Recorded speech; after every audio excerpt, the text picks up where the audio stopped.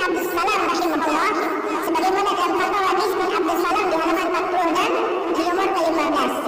Ya, disebutkan anna su'ila an musafahati Abdus Salam wal Asr, subhi wal asri. Ditanyakan kepada beliau apa hukumnya salam-salaman selesai salat subuh dan selesai salat asar.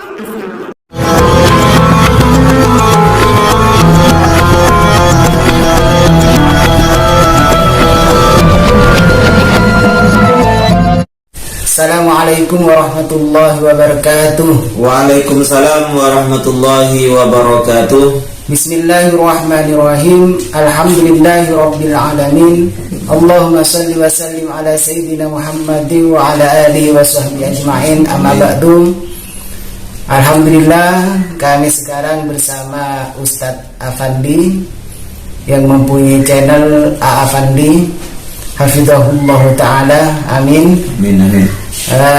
Tentu saja pada pertemuan kali ini ada sebuah peristiwa ini, Ustaz.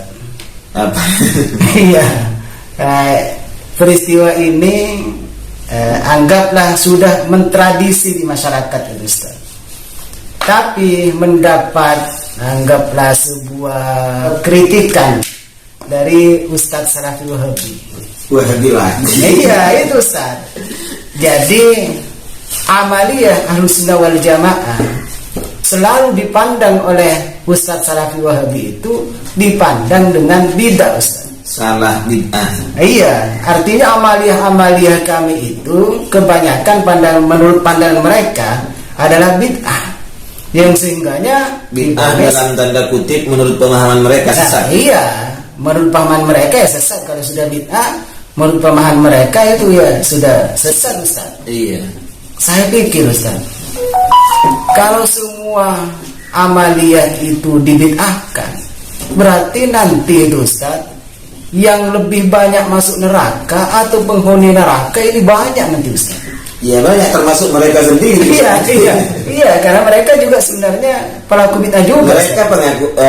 Mereka juga sebenarnya adalah pelaku bid'ah, cuman mereka tidak merasa. Iya, tidak merasa. Apa yang mereka lakukan, mereka mengaku sunnah. Ya sunnah. Iya. Karena mungkin tidak ngerti, Ustaz, apa takrif dari bid'ah. Bisa jadi karena mereka tidak ngerti, bisa jadi karena mereka memang tidak paham. Ya sama saja ya. Iya, sama saja itu. Tidak paham, tidak ngerti, itu sama saja sudah, Ustaz. Iya. Artinya bisa dikatakan kalau begitu apa, Ustaz? Jahlul murakkab. Kira-kira apa itu yang sudah tradisi yang terjadi di masyarakat kemudian oleh mereka itu dianggap bid'ah selain tahlilan, maulid, itu apa lagi? Iya, itu bukan cuma tak maulid, Ustaz, yang dibid'ahkan, Ustaz. Di antaranya salaman musafaha setelah sholat, Ustaz. Jadi saya lihat video Ustaz siapa itu ya? Itu ada Ustaz yang namanya Ustaz Haris Abu Naufal. Haris Abu Naufal. Nah, yang satunya lagi Insya Allah Ustaz Sanusi itu dari mana itu, Ustaz? Makassar. Oh, Makassar itu ya. Makassar. Kalau tidak keliru beliau itu alumni Darul Hadis dan Masyaman gitu. Ya, sama-sama LC itu, Ustaz. Nggak tahu kalau gelarnya. Iya, Insya Allah sama-sama. Pokoknya belajarnya ke luar negeri kalau gitu. Iya. Nah, saya hampir punya prediksi di dalam hati itu, Ustaz, LC apa lucu itu ya? Ya bisa jadi. Soalnya membacakan ibarat itu, Ustaz, banyak salahnya. Ya. Itu masalahnya. Jadi menurut mereka itu, dan mereka mengatasnamakan Imam Izzuddin bin Abdussalam bahwa kata Ustaz Haris itu Nabi Antolalah kalau menurut dia itu. Salaman setelah sholat, kata Izzuddin bin Abdussalam yang dikutip oleh dua Ustaz ini adalah bid'ah. Sahabat-sahabat Aswaja yang dirahmati oleh Allah dimanapun berada yang kami hormati, kami akan menjawab pertanyaan dari teman saya tentang salaman setelah sholat yang dibid'ahkan oleh dua orang Ustadz Wahabi. Yang pertama Ustadz Haris Abu Naufal, yang kedua Dzulkarnain M. Sanusi. Dzulkarnain M. Sanusi. Dua orang Ustadz ini insya Allah mengutip pernyataan Izzuddin bin Abdissalam. Katanya Izzuddin bin Abdissalam dalam kitabnya membid'ahkan salaman setelah sholat. Ya, di sana konteksnya kan ba'da sholati subhi wal asr. Oh iya. Jadi menurut Izzuddin bin Abdissalam yang dinukil oleh mereka itu membid'ahkan salaman setelah sholat asar dan sholat subuh. Baik, saya akan menjawab karena ini yang dibicarakan adalah Izzuddin bin Abdissalam ya. Saya tidak akan membahas hadisnya bagaimana, dasarnya bagaimana, tapi saya hanya ingin mengkritik kedua orang ustadz ini. Ternyata dua orang ustadz ini bukan hanya mengkritik, Ustaz, ingin meluruskan, menelanjangi agar umat itu tahu. Iya, bahwa pendapatnya itu keliru. Keliru. Ya. Mereka itu membawa-bawa nama besar Imam Izzuddin bin Abdissalam, Izzuddin bin Abdissalam yang mana beliau itu adalah pembesar mazhab, termasuk ulama besar di mazhab kita, mazhab Syafi'i. Ya. Saya akan meluruskan bahwa sebenarnya yang dikatakan oleh dua orang ustadz itu adalah pengkhianatan ilmiah. Pengkhianatan berarti pembohong, tidak sesuai fakta. Tidak sesuai fakta. Bisa jadi penebar fitnah, Ustaz. Penebar fitnah. Iya, kan soalnya kalau fitnah itu menyampaikan sesuatu tidak sesuai dengan faktanya. Iya. Adamul mutabaqah lil waqi. Tidak sesuai dengan faktanya. Dengan faktanya. Artinya mereka itu pendusta, mengada-ngada, pembohong. Ya. Itulah yang disebut pengkhianatan ilmiah maksud saya. Kenapa mereka itu membohongi jamaahnya untuk melegalkan tuduhan terhadap azwajah bahwa ini adalah bid'ah, salaman setelah sholat ini bid'ah, untuk dilegalkan terpaksa, untuk dipercaya jamaahnya. Untuk dipercaya jamaahnya. Itu yang berbahaya, Ustaz. Iya, mereka berbohong ternyata. Padahal Izzuddin bin Abdissalam dalam kitabnya, silakan cek Pak Wahabi, Ustadz, dua orang Ustadz ini silakan cek ya. Anda kan alumni Yaman, Anda kan alumni luar negeri semua ini ya. Kalau tidak keliru, ya kalau tidak keliru dua orang ini adalah alumni luar negeri. Silakan cek ya. Silakan cek di dalam kitab beliau Qawaidul Ahkam. Di situ Izzuddin bin Abdissalam, Imam Izzuddin bin Abdissalam malah memberikan contoh bahwa bid'ah yang diperbolehkan diantaranya adalah salaman setelah sholat subuh atau ba'da sholati. Ya. Jadi ibaratnya seperti ini. Walil bid'ai al mubahati. Walil bid'ai al mubahati.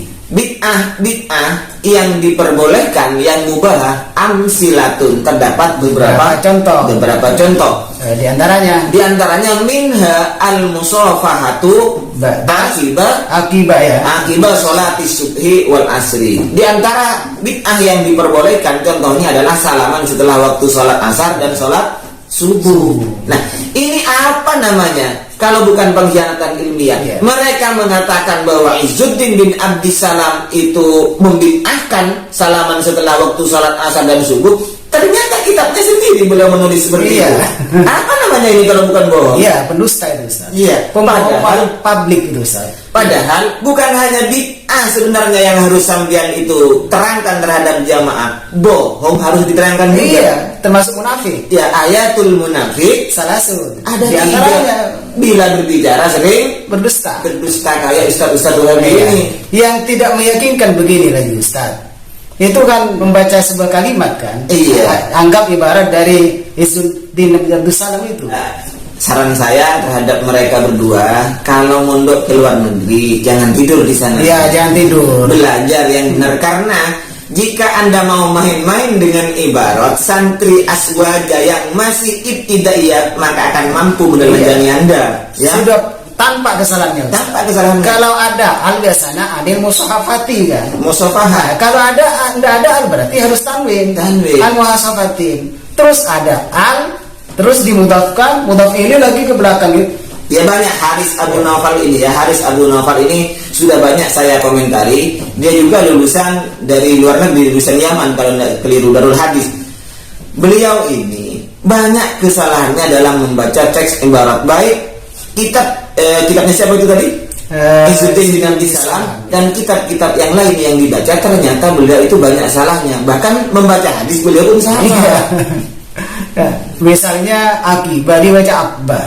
Ya itu kan ya. Ya sudah, begini saja. Saya tidak akan menyalahkan sampean. Sampean buka kamusnya saja. Iya. Buka kamusnya saja gimana bacaannya, atau buka lagi jurumiyah dan sorotnya gimana yang betul. Bahkan kalau tidak punya kamus, disuruh beli.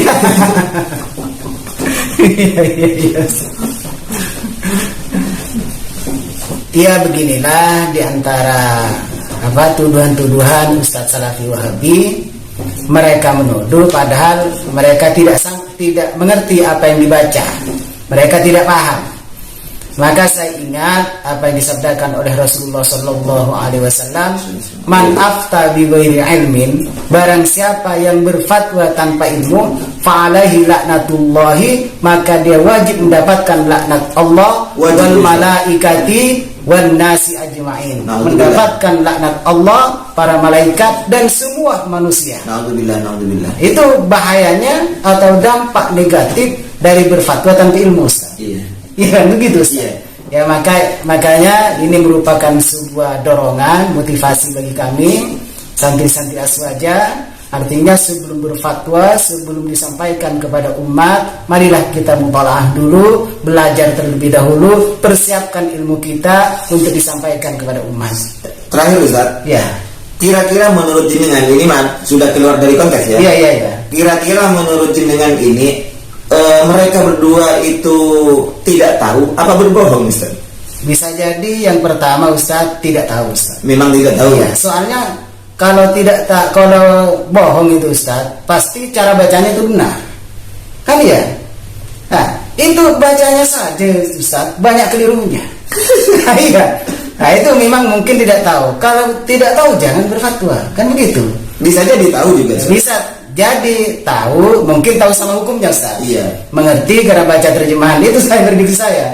Baca terjemahan yang sehingganya bacanya kitab separuh mungkin Ustaz. Ya, separuh. Baca kitab separuh mungkin itu. Akhirnya muncul untuk mendustakan. Karena ketidakpahaman mereka.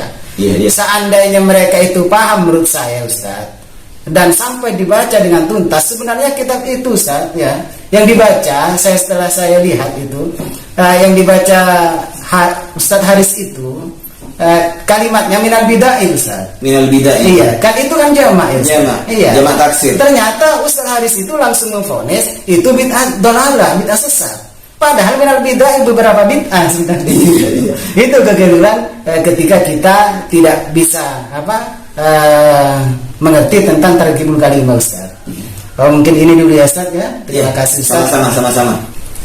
Terima kasih atas perhatiannya. Mohon maaf atas kekhilafannya. Akhiran, assalamualaikum warahmatullahi wabarakatuh. Waalaikumsalam.